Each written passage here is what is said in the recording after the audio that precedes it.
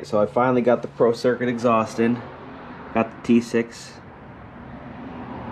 It's pretty sweet. I'm going to do a sound comparison on the stock 21 CRF 110. First is going to be the stock.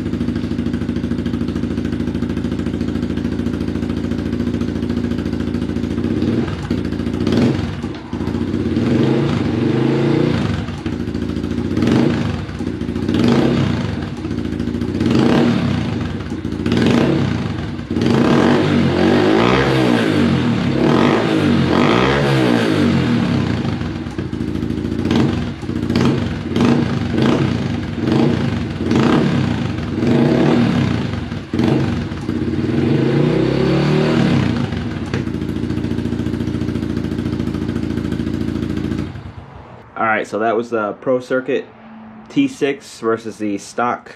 The T6 is definitely more aggressive sounding. It has more of like a growl to it. So yeah, if you're in the market for a new exhaust and you're thinking about buying the Pro Circuit T6, that's what it sounds like versus a stock. Hope I can help you out. Thanks for checking this video out.